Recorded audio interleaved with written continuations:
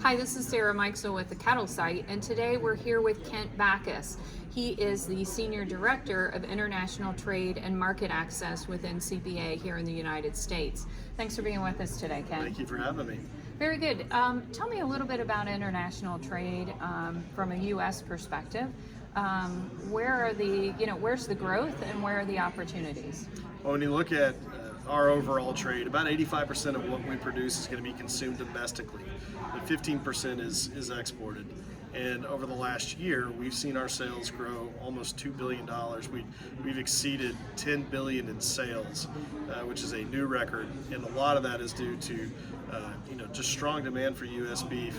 And we've had tight global supplies, but we've also had really good trade policies that have opened up those markets and allowed us to capitalize on strong demand, especially in the Asian markets like Japan, Korea, and China.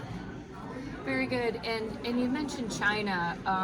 Tell me a little bit about that growth and if you believe it's sustainable, obviously with, they're trying to build back their sow herd. And do we feel like that's something that will be sustainable over time? Do they have a taste for U.S. beef now?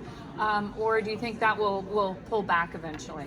Well, I think there's no question that the impact of African swine fever on protein supplies in China, they've driven China to become a major importer of all proteins. Right. But when you look at U.S. beef, we are a little bit different from the rest of the world in the fact that we're not grass finished, we're grain finished. And so that's a niche market, but it's a growing market in China.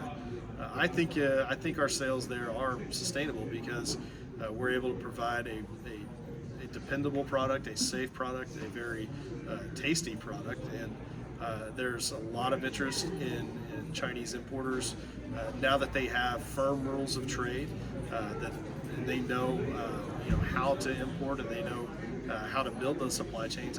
I think that we're going to see continued growth.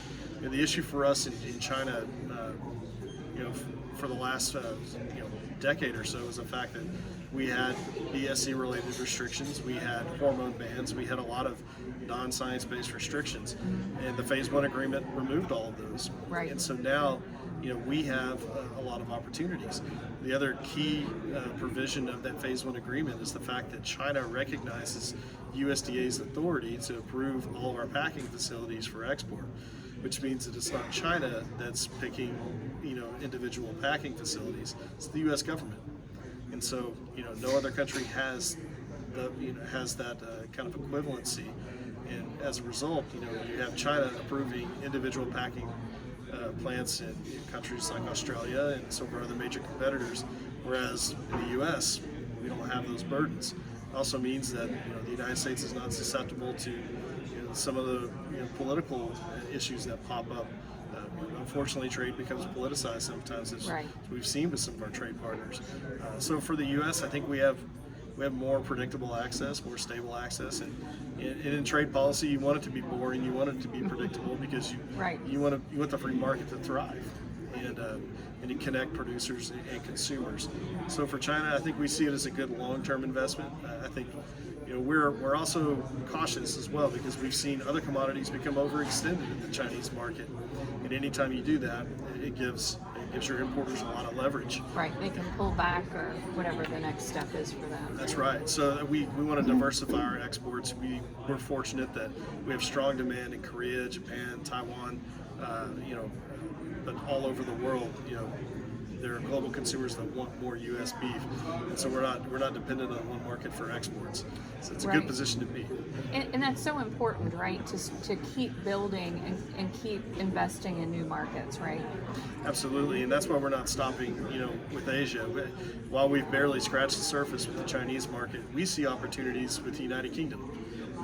I think that as we engage more with them, as the UK is no longer part of the European Union, they want more science-based trade. The UK has a strong history of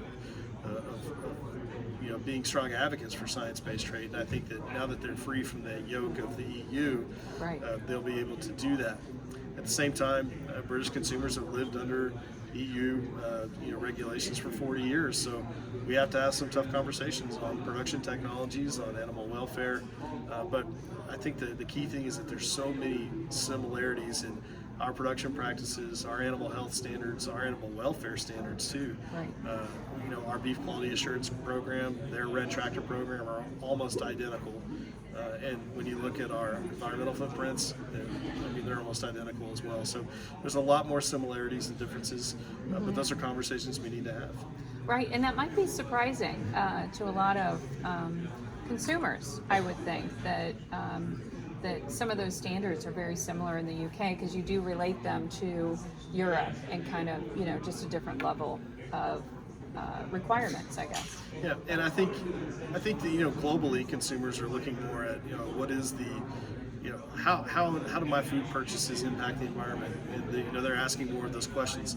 The EU is trying to take a very aggressive approach and trying to have a lot of unjustified what they call green supply chains, but unjustifiable standards that basically protectionist measures. There's no metrics that are really supporting some of the restrictions they're proposing. I think because of that, that's going to make food even more expensive in Europe. I don't think that's the right way to go. I think you need to incentivize producers, you need to educate them, and ultimately the market will drive that. Consumers want to feel good about what they buy. Right. As American producers, we stand by what we do. We have the science to back it up.